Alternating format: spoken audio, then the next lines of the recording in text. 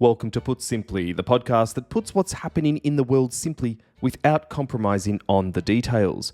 Erdem Koch is my name, Ozan Ibrisim and Rodney McCune, my co-hosts. Gents, good to see you both again. Good to be with you. Well, starting with the bombshell this week that hit US politics, former US President Joe Biden announced he has been diagnosed with an aggressive form of prostate cancer.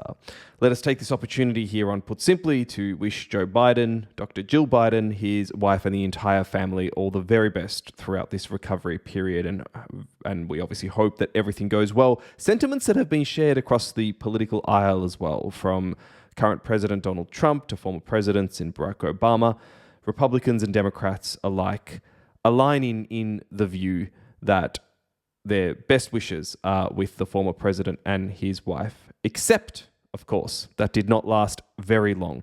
Conversations around, well, how long was this known? Is this part of a grand cover-up?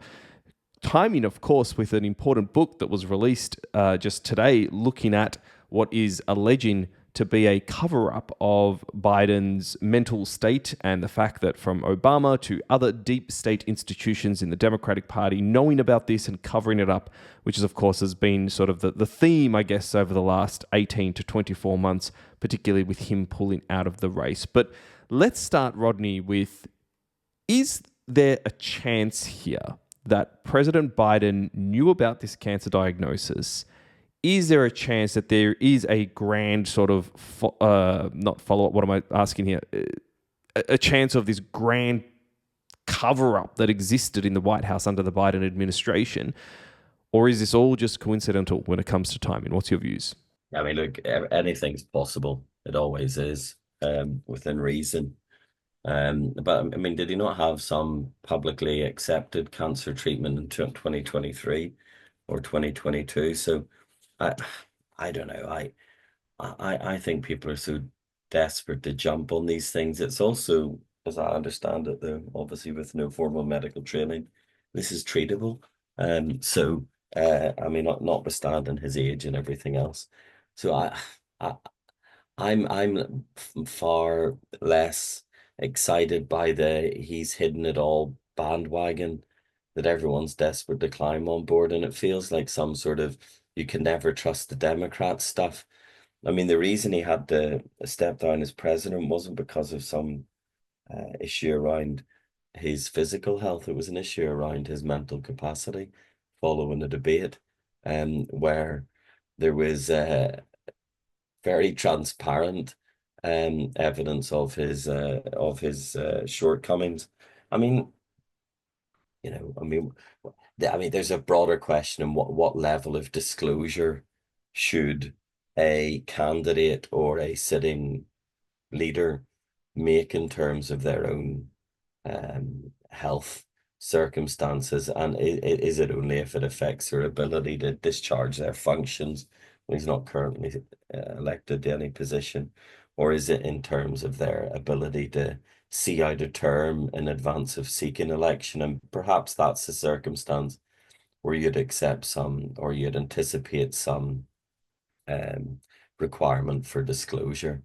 But we're talking about a diagnosis after he served a term, with some people trying to argue that he must have known it whilst he was president and sought to run for the presidency again. But look, ultimately he wasn't selected, or he was stood aside by his own party in advance of the election. And I think it's too easy to forget that the guy served as leader of his country for a period of time. He should be thanked for his service and given the best of wishes for a health recovery on this current diagnosis. So yeah, I'm not excited by the whole cover-up thing, I'm afraid, on the cancer diagnosis. I think, I agree with you. I think, people should pass on their best wishes, as we have and everyone else has. In fact, Donald Trump was very kind with his words, despite the day before calling him low IQ and saying Joe Biden was one of the most meanest people on earth. I think this is a time for kindness and best wishes. and but I do have to say that I don't think he's doing himself any favors by going on a media roadshow. I think his advisors must have, put together a plan to go out against the accusations that are supposed to be coming out in this book that's being released today, as you mentioned, Adam. And I think this was kind of to combat that, and the announcement of the cancer diagnosis again takes the attention away from some of the things that might be in that book. But yes, I think the best thing that President Biden can do to restore his legacy is keep out of the press in this instance and in the near future, because I think many people with the benefit of hindsight and with cool heads may have considered him, a great president on a lot of fronts. But I think as they've had time to reflect, they've realised that he's played a very key role in the defeat of the Democrats. He should have left way earlier. And as Rodney said, I mean, you don't need to write a book about potential cover-ups. That debate performance everyone saw with their eyes, and there is no, I mean, you can't cover that up. So I think the best thing that Democrats can do is to try and move the agenda along, and he should help that by not making media appearances, and particularly in those media appearances talking about how if he was still the candidate, he would actually beaten Trump. This stuff is not helpful. I think there's some tough times ahead for him. I believe it's an aggressive prostate cancer, and I think he should really look after himself and his health, and I wish his family the best. But yeah, I think this whole cover-up thing, it's really not in the interest of the Democrats to kind of be talking about this, and they'll be split on it, and they'll be talking about it. But yeah, I think very interested to read the book, and I hope to get a copy and read it as soon as possible. But from what I've read, all of the kind of pre-reviews of what's in it, etc. There seems to be a lot of anonymous reporting, and Jake Tapper, I think, has spoken to 200 people, most of whom anonymously are making comments around potential cover-up, etc. But I think, again, I don't think this is going to be, a major scandal. As Rodney said, he's moved on. He's now got a cancer battle in front of him. And at the end of the day, whether there was a cover-up or not, that whole process was managed terribly. And at the end of the day, as I said, you don't need a book to disclose that all. This is not a revelation. Everyone saw what happened at the debate, and he was clearly not fit to run for president. How do the Democrats, I guess, draw a line in the sand in this? I mean, they are paying for the Biden legacy here. It's an ongoing story.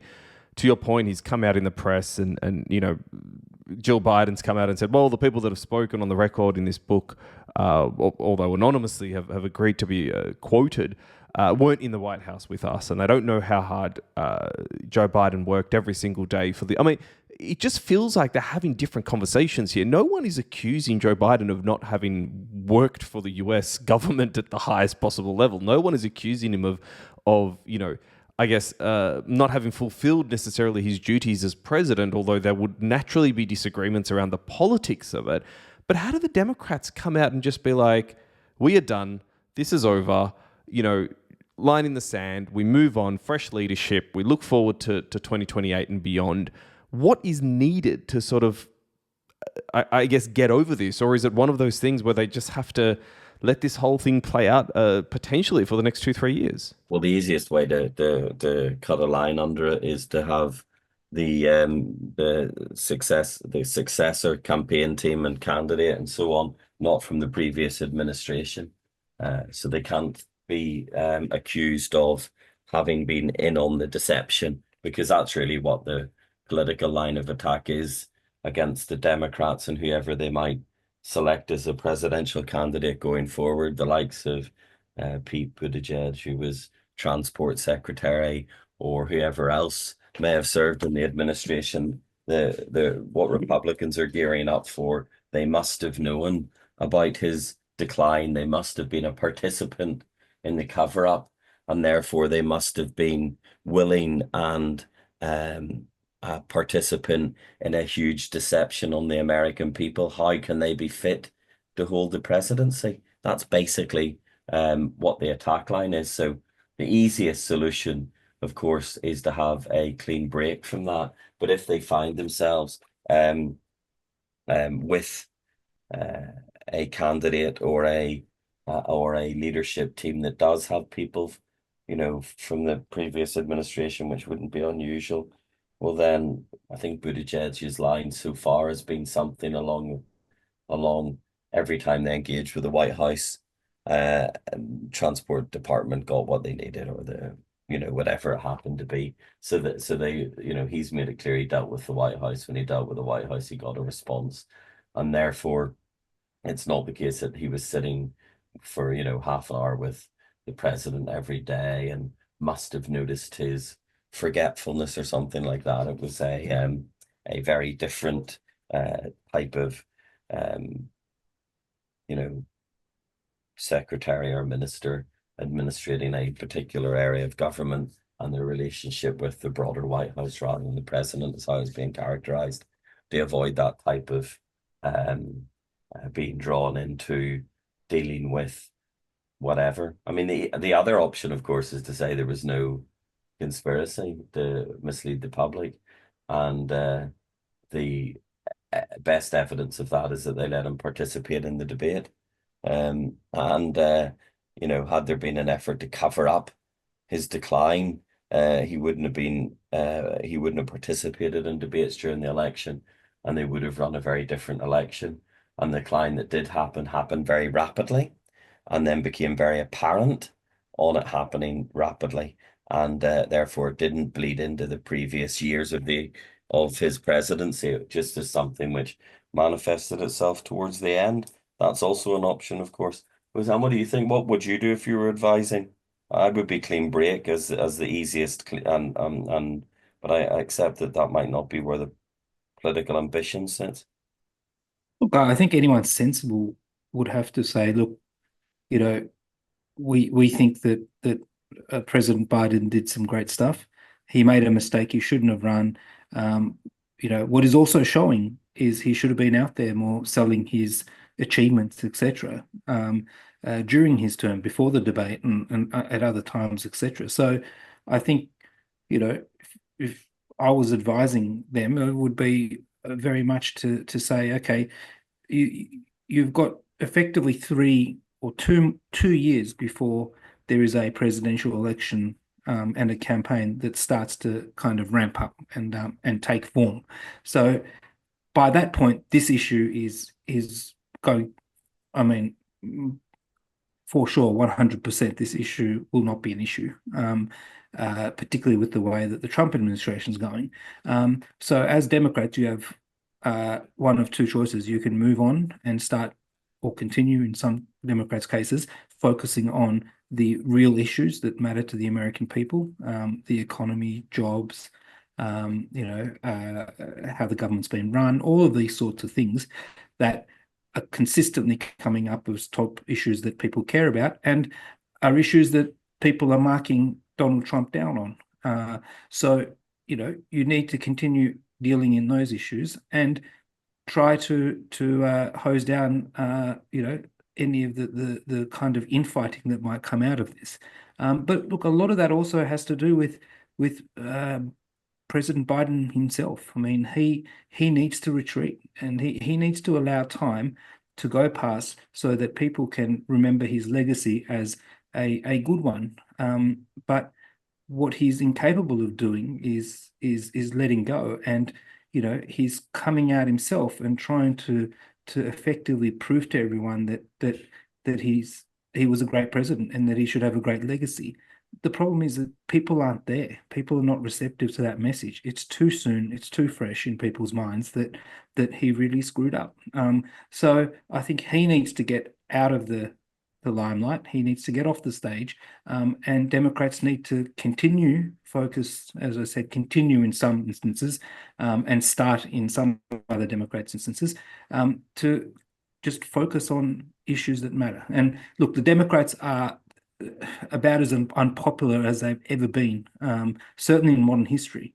And I think a lot of that is because a lot of people felt somewhat let down and disappointed with the way that things happened, the way that the candidate was changed halfway through a campaign, the fact that meant Donald Trump could have a second term.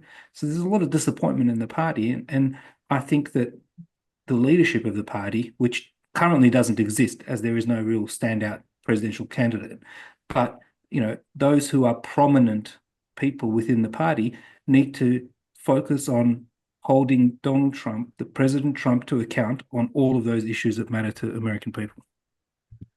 Yeah, but I mean, yeah, I hear what you say, but the easiest response to that is, yeah, whilst I may not say I accept that he isn't doing a good job, I'll say, one, he was left with a mess because of Biden's absenteeism during his presidency, because he was unfit. But also, even if you got all these great ideas, how can the American public trust you? Because you, as a Democrat, have been part of the greatest cover-up and fraud on the American voters in the history of America, which was to cover up the fact that the president was in serious mental health decline and risked the security economically and militarily of the nation by having someone who wasn't competent sitting in office. And when you say he should have been out selling the positivity of his successes in the 2 years before the presidential election, he wasn't, because he was incapable, is the argument. And the fact he was incapable of doing it means you must have known, as the Democratic leadership, that that's why he wasn't doing it. And that's why he wasn't being pushed to do it. And therefore, you two were part of, again, this grand cover up on his health. I think this will keep coming back, I'm afraid. I don't think the electorate will be allowed to forget this by Republicans and by the typical Trumpian type attitude to campaigning, which is forget reality, look over here, look at the distraction. And the distraction is you can't trust the Democrats. They lie to you. They lie to you on the health of the president. I'm a healthy president. I wouldn't lie to you on that.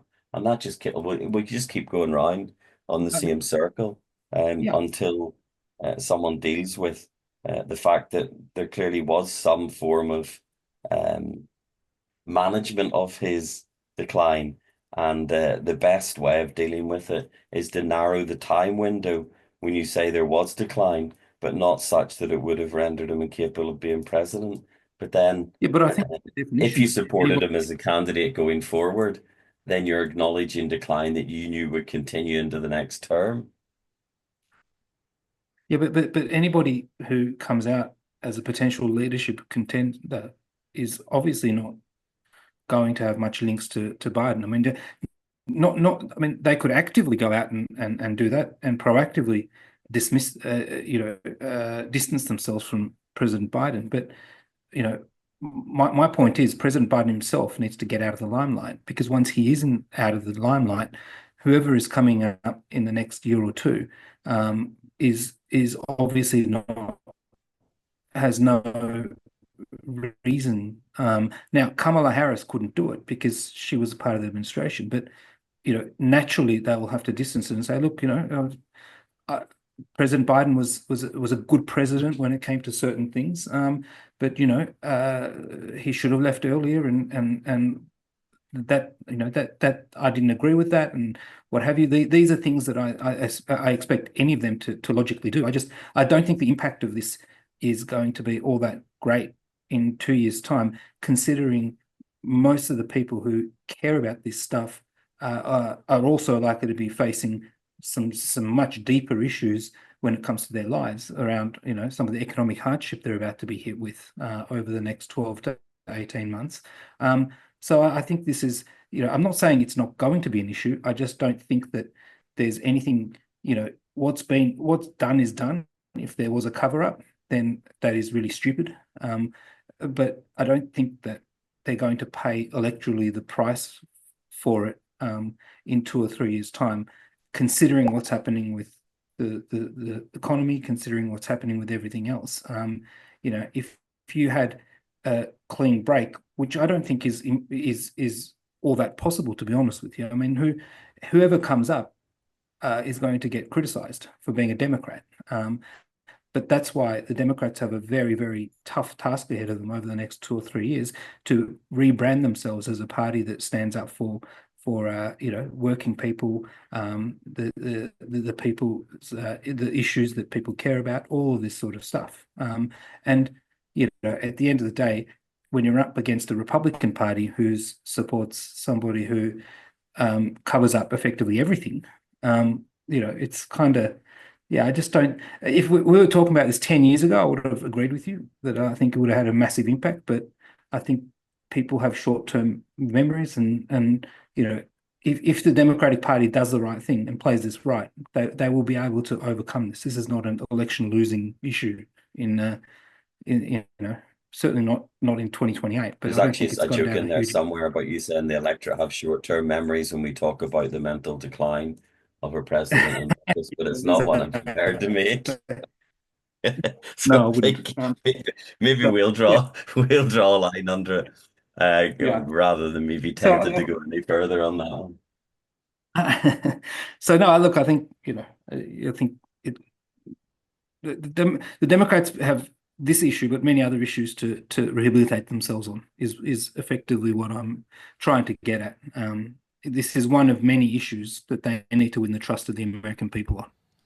Well, let's move now to the current president, Donald Trump, and of course, his whirlwind tour of the Middle East, which took in the following countries: Saudi Arabia, Qatar, and the United Arab Emirates. He's come back with some investments still in hand, lifting of sanctions of Syria, which were quite historic, and some incredible discussions that he had in that part of the world. Rodney, what did you make of Trump's trip to the Middle East, somewhere where you used to live, of course, and what were some of the highlights and key takeaways for you? I mean, look, I quite like the Middle East, as I'm sure you guys know, and I've enjoyed the time that I've spent in Saudi Arabia. I've never been to Qatar, but I've been in virtually everywhere else, and there's a great hospitality. Donald Trump likes to be hosted, and there was certainly a pretty high standard reception for him, and he likes that, and he likes the attention, and the Saudis played it very well. And I think the one thing I thought, and maybe there's a bit of competition between the Saudis and the Qataris, and again, that wouldn't be unusual. And the Qataris maybe tried to overshadow the fact that the first stop on the tour was going to be Riyadh by the airplane Air Force One successor story and whatever. But I did think that, well done, Saudi Arabia. You want to promote the country on the world stage. You can pay for media, you can pay for billboards, you can pay for advertising, and you can invite the President of the United States. And for whatever time he was there, the world's entire media was on Saudi Arabia. The world was talking about Saudi Arabia.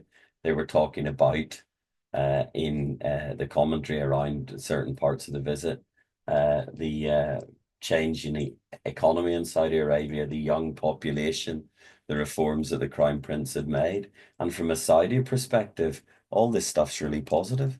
I even heard, I think on BBC and Sky and another news outlet, all referencing the growth in the Saudi tourism offering. So, from a Saudi point of view, hosting that visit is huge projection of what they're trying to do globally, as well as an opportunity to showcase the country. So, yeah, I mean, from a Saudi perspective, great. From a Trump perspective, it was transitional. He was there to preach peace and sell arms, and he came back with a lot of military contracts worth much more than they may turn out to be in reality, given the numbers that he keeps inflating every time he speaks. The key highlight for me was the amount of people that were lined up to shake his hand at various points, and both people he had brought with him, as well as those in Saudi Arabia, government officials and senior leadership and so on.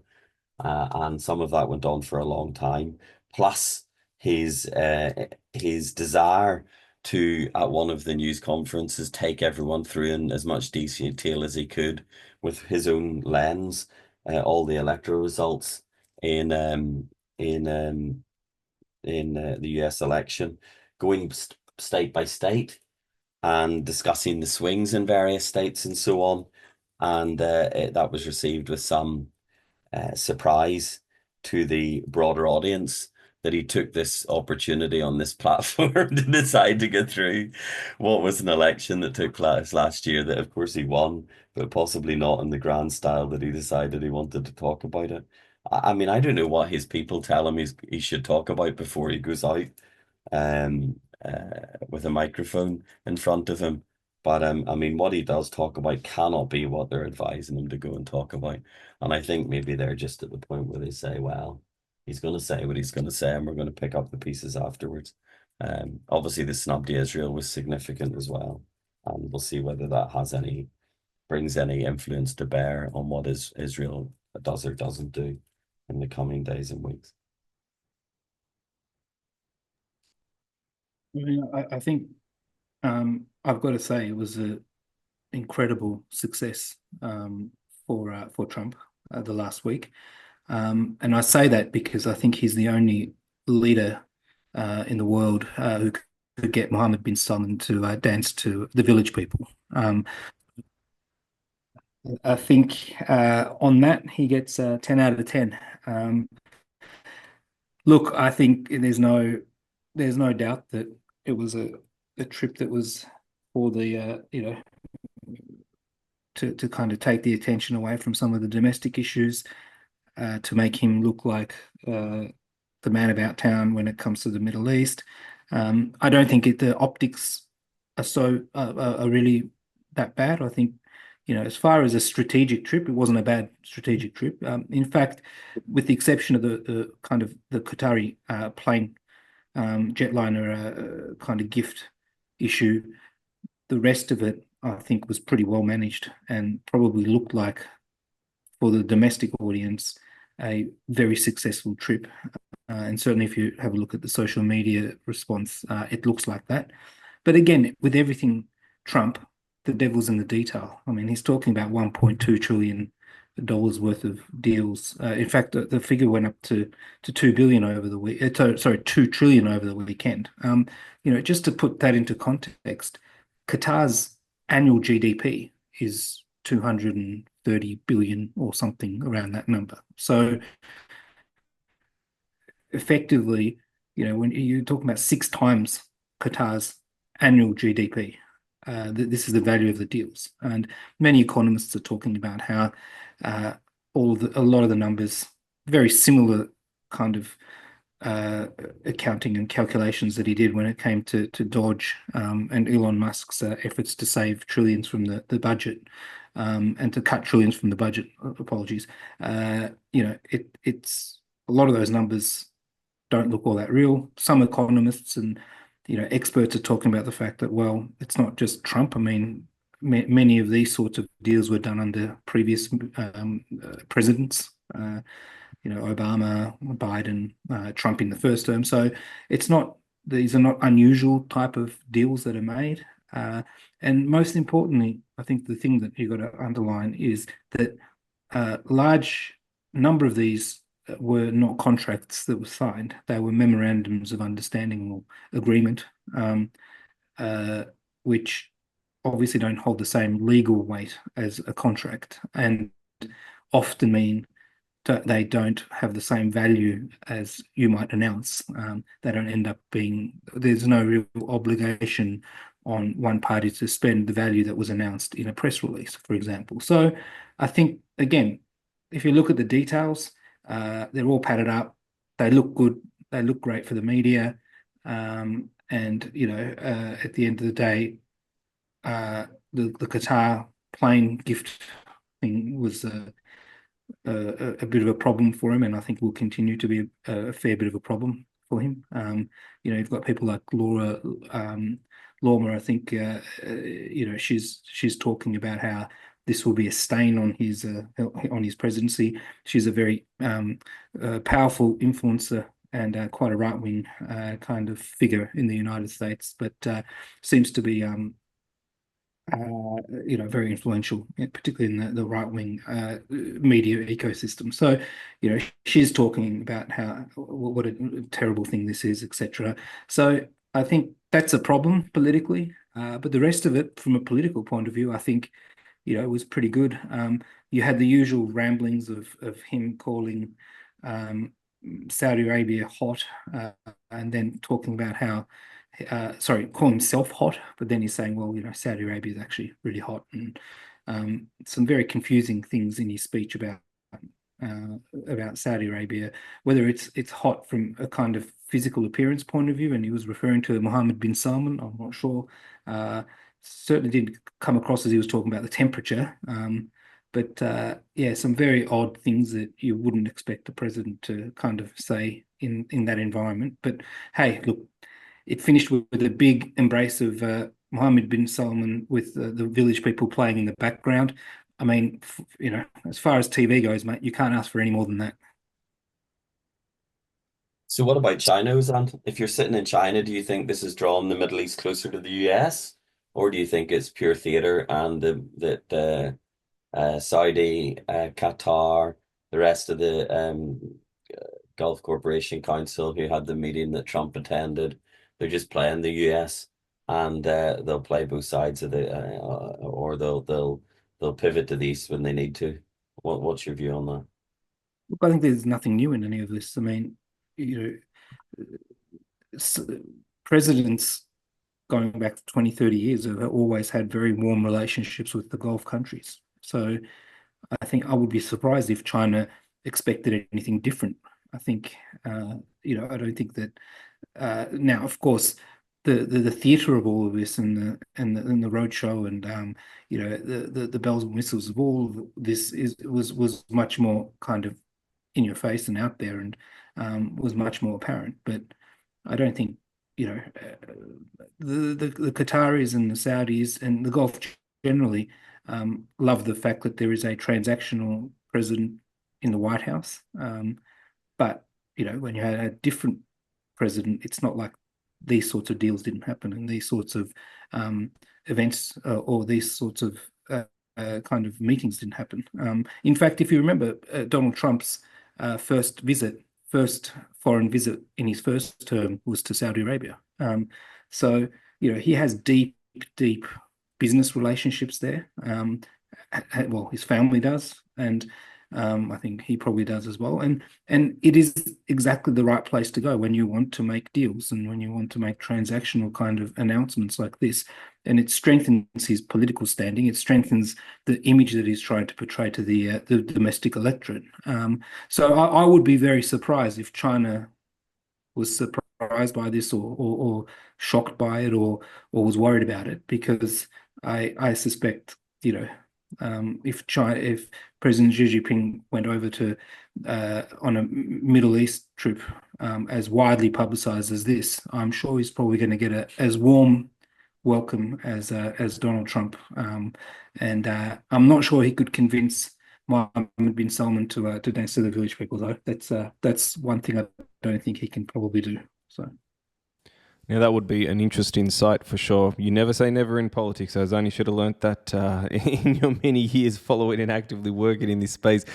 But let's head over to Europe now, where there's multiple elections that we want to touch on here on Put Simply this week, starting with Portugal, where the ruling centre-right alliance has won the election, with the far-right also making record gains. Considering what's happening around the world in terms of the rejection of I guess, conservative politics and the movement on the right, Rodney, was this a surprise to you? I mean, it's been Portugal's lacked stability for some time. There are issues, live issues around immigration.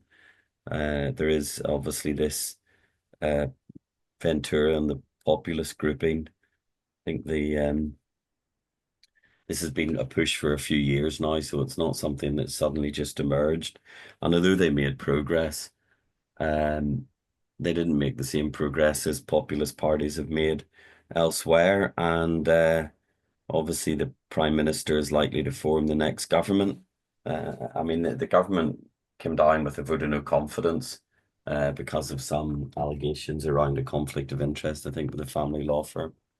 But those who brought down the government haven't been the beneficiaries of the outcome, and all it is just an erosion of their position and a replacement by a growth in the populist vote. So Montenegro will form the next government. The issues who with he's ruled out working with the populist in Chega, and it's really important, I guess, that Portugal forms a government that has a level of stability that sees them not have a fourth election in 4 years, and they can probably start to offer something different because at the moment the instability is what's giving the populists the momentum that they're able to campaign on. So yeah, it's not. I mean, if you're concerned about populism, obviously Canada and Australia were positive outcomes, and in a sense, Portugal and Romania, which we may come on to talk about, are of a similar outcome in that the populists haven't seized the throne. It's also very interesting. I think, there is now a trend in the elections that we were also discussing, and obviously the world experience last year, and that is around having, incumbents being punished by the electorate. You're almost seeing something that's quite different to that, and I suppose it's no surprise, considering we've been talking about it for a few weeks now, that the level of uncertainty in the economy and amongst the general public in most countries is very high. So obviously, I think despite the fact that Prime Minister Montenegro had a number of conflicts of interest allegations and what have you, he managed to kind of keep the share of vote. In fact, he increased the share of votes from the last time around. So I think he's going to end up getting 9 extra seats from 80 to 89. But what was interesting is that the Socialist Party, or the centre left party, went backwards quite significantly, and I understand the Pedro Nuno Santos has effectively resigned. So you're seeing in a number of places incumbents kind of proving to be, perceived as a safe pair of hands in these uncertain times, and some of these more centre left parties going backwards in Europe. So, yeah, it's interesting. And on the theme of elections, you mentioned Romania. Rodney, what's happening there? Oh yeah, well we had an interesting outcome. Obviously, it was the runoff in the presidential election, and this is the one where we had the previous election annulled with Georgescu excluded, populist right, and it was excluded because of Russian interference, and then it was rerun, and his replacement as the populist right, Simeon, was the leader after the first stage, and then it went down to the two-horse race, and he actually had as well as some of the other mad things he said he was going to appoint Georgescu as prime minister if he was elected, which is class, obviously, playing very heavily to carry over his supporter base. But no, instead, the former mayor of Bucharest, Nikusa or Dan, won the election. So centrist, pretty sensible, got nearly 54% of the vote. So all the anti-populist vote consolidated around him. And I think, to quote one prominent Romanian MP, he summed it up by just saying Romania's just dodged a bullet, and that's how they view it. So from an EU perspective, this is positive. From a NATO perspective, this is positive. During his time as mayor of Bucharest, he was prominent on anti-corruption and particularly against property developers, which might not warm his relationship with Donald Trump too well. And he's seen as a steady, hardworking, smart potential leader. There'll be no change in foreign policy, and yeah, he's being characterized already as the Romanian Merkel, which is measured, steady, smart. So yeah, from a European Union perspective, it couldn't be better. I mean, there's a broader issue about this substantial minority in so many countries, which is voting for populists, and the challenge for all these centrist leaders as they come in. So again, this is like Canada and Australia in terms of rejecting, is to demonstrate sufficient reforms and positive outcomes, which start to erode the populist opposition. But yeah, from a EU and NATO perspective, this probably couldn't have been any better. Well, speaking of outcomes, Ozan, take us home with the Polish presidential elections, which in the first round was a photo finish. Yeah, it was an incredibly close kind of contest, with quite a high turnout too. I believe just under 68%. And you've got on one side the incumbent or the mayor of Warsaw, and he's got the support of the incumbent government. And then you've got on the other side the conservative candidate Karol Nawrocki from the party PIS. I'm not going to try and say the whole thing because my Polish is not all that good, and I'm going to make a very bad mess of it. But yeah, so it seems to be that the Rafał Zarowski, the mayor of Warsaw, received just over 31%, and the Nawrocki received just under 30, so 29.5. It's a little bit different, I think, from some of the other elections on this one. You don't have a massively kind of populist drive. The PIS party is the Conservative Party, but not all that right wing or super kind of populist from that point of view. So it seems that whoever wins there, for obvious geopolitical reasons, I think they're in a very different position to most of other Europe, being on being so close to the Russia-Ukraine conflict, having received so many Ukrainian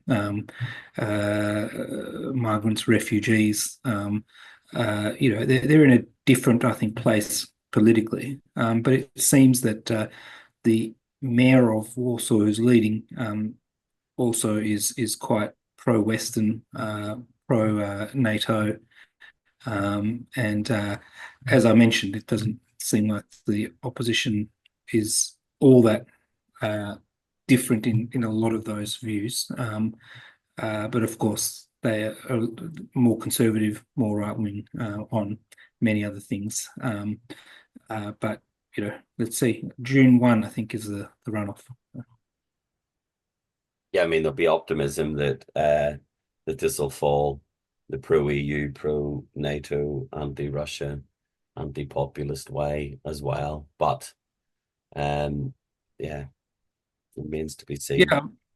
Yeah, you're right. I think there are differences between the PIS and the kind of ruling party in terms of some of the around refugees and what have you. But generally speaking, I don't see it as a it's not like the Albanian Trump light or some of the other populist countries or parties in some of the other countries that have had elections recently. I think they seem to be a bit more measured, and there seems to be more consensus around NATO and what the role of NATO should be. Well, let's see where that election lands up, and no doubt we will analyse the results here on Put Simply. Gentlemen, thank you so much for your time this week. See you next. Thank you. Thanks.